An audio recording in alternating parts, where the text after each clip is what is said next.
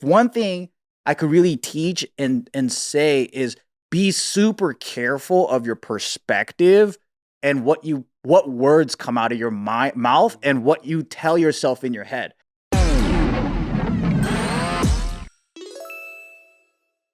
Welcome back to another amazing episode of Bart from the Heart, which is a series where Bart made this list of harder questions than normal, and we'd have to take the entire episode to answer them. We're going to talk to Joe right now, and we are going to ask him... If you farted, can you smell it? If you farted, can you smell it?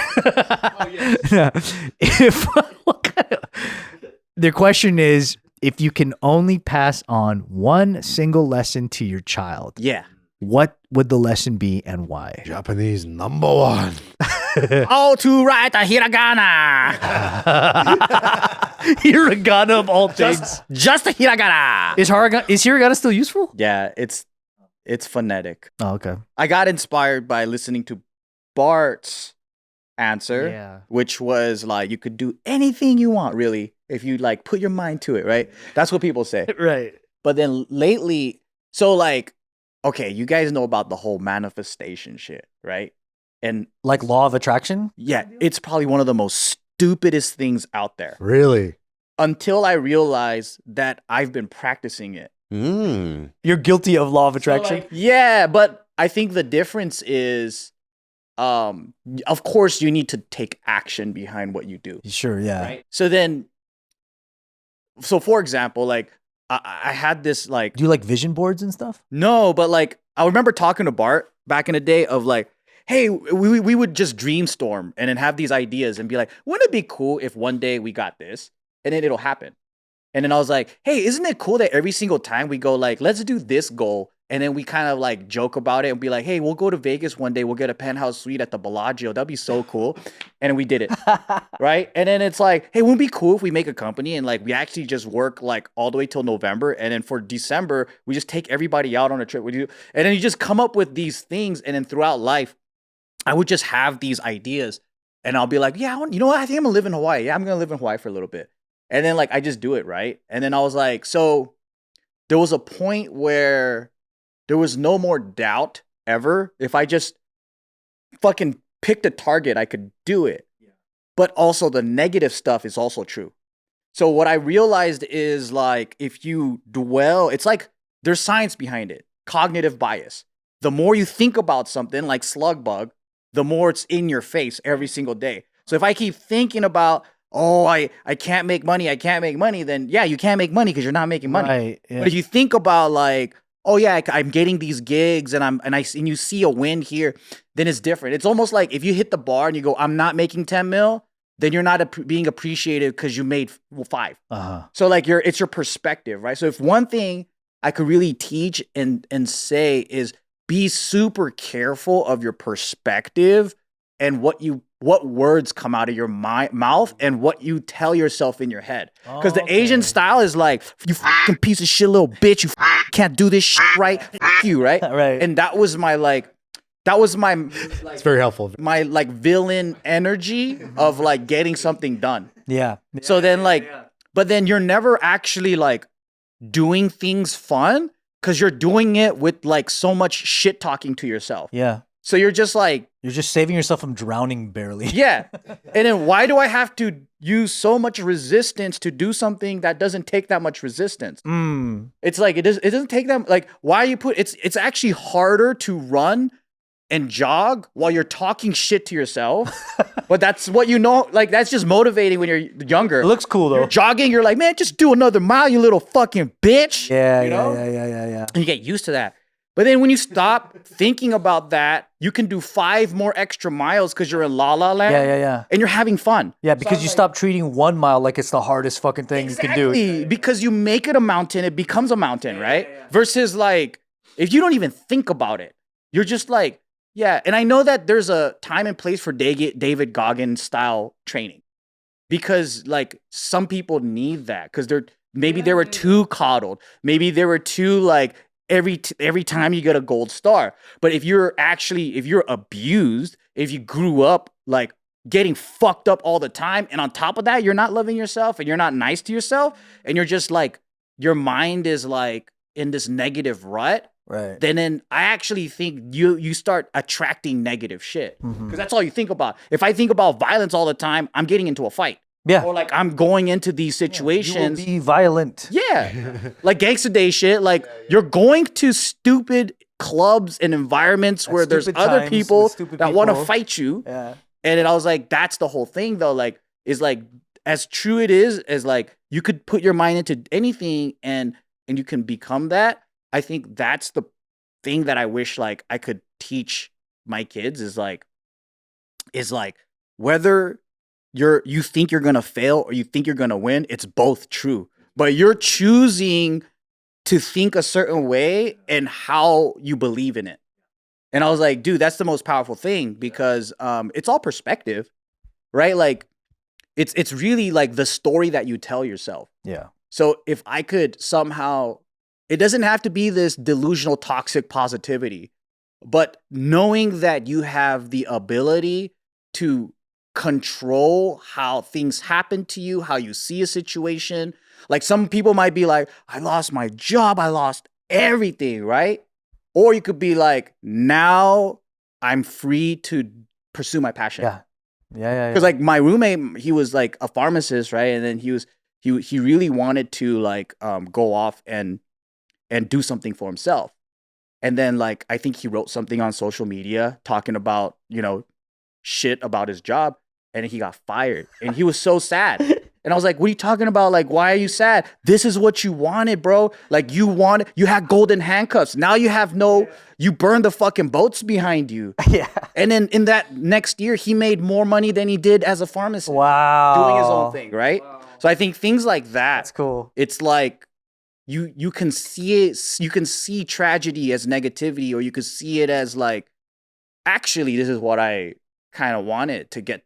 Now the universe pushed me into the direction that I wanted to go because I didn't do it or whatever, you know? Right. So I think for everything, whether it's like injury, death in the family, things that are supposed to be sad and tragic, it can also be when you look back, you're like, because that happened, now this awesome thing happened because it was that. So I think like the power of perspective, what you say to yourself in your mind, like just controlling the words in the world, I think that's so fucking important. And then because like when a kid is growing up, I think it's scary. Like you don't know how the world works.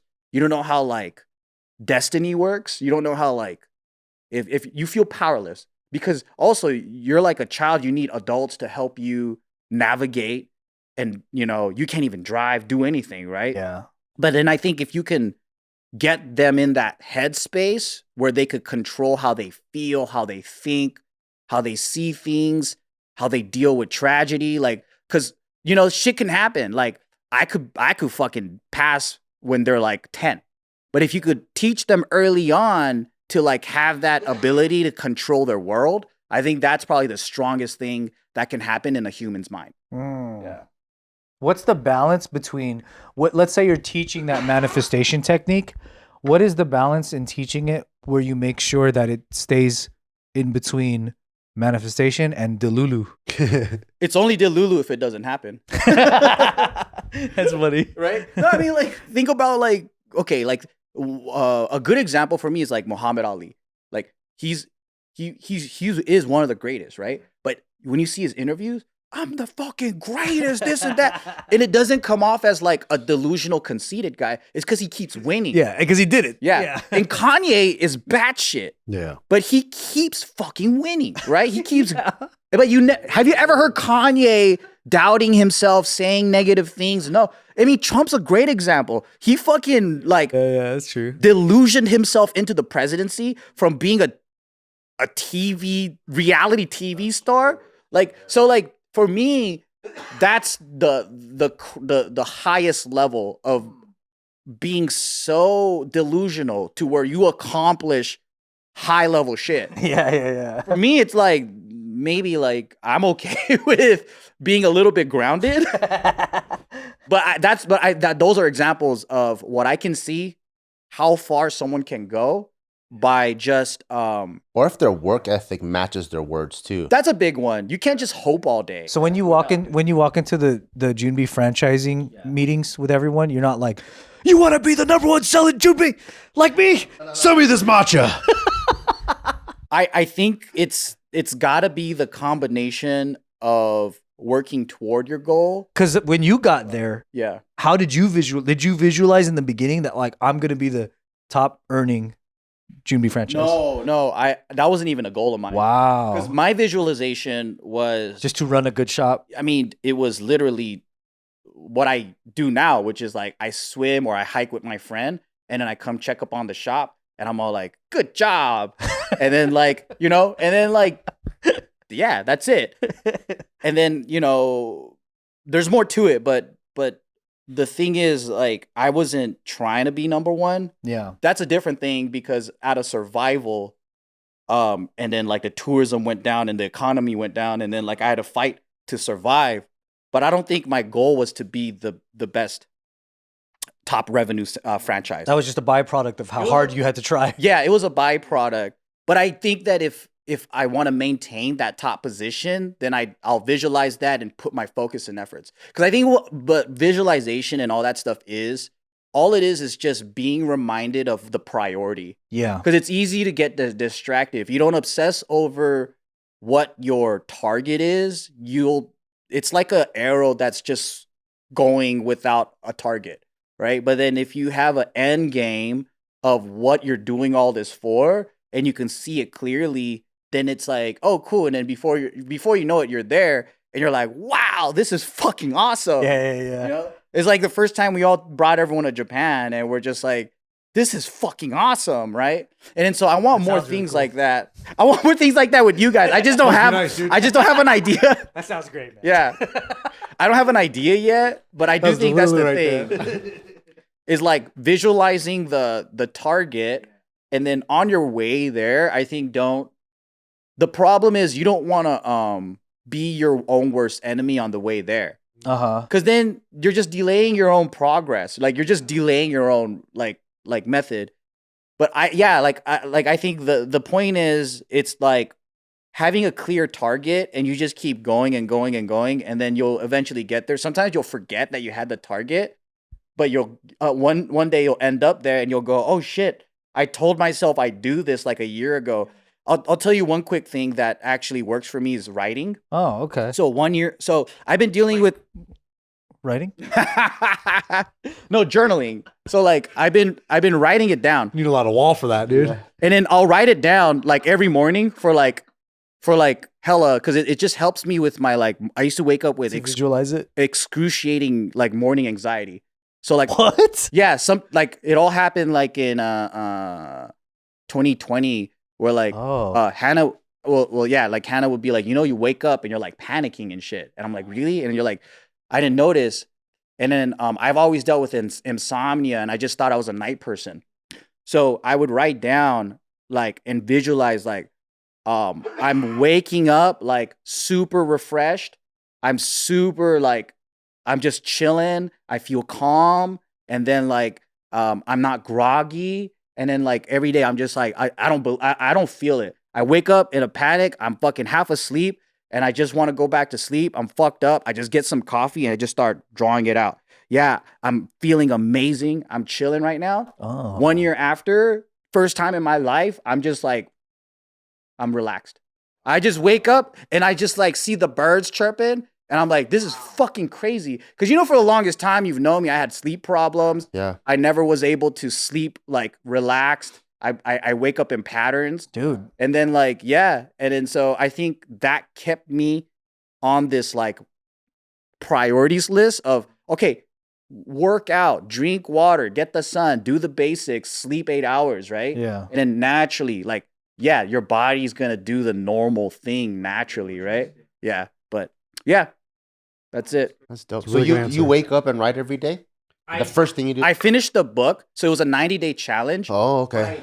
What's crazy is that a year ago, like I dated it, right? I wanted it to work out to be like this. This is my picture. This is the morning I picture. This is a perfect morning. I wake up with a clear mind. I could be productive. It used to take me 2 hours to get to work because my brain was just waking up and shit. But I could get straight to it in 10 minutes now. Wow. Yeah. And then so, yeah. Man, what you did for yourself, some people spend a lot of money trying to fix that for themselves. The power of journaling, dude. Seriously. Yeah. Well done. All right. Well, you're doing that was some gay another shit, though. episode of Bart from the Heart. If you guys have any questions that you'd like us to answer that would be a little bit deeper than usual, just write it down in the comments below. Or if you're a member of our Patreon, just write it in the Discord. You See can you do later. it.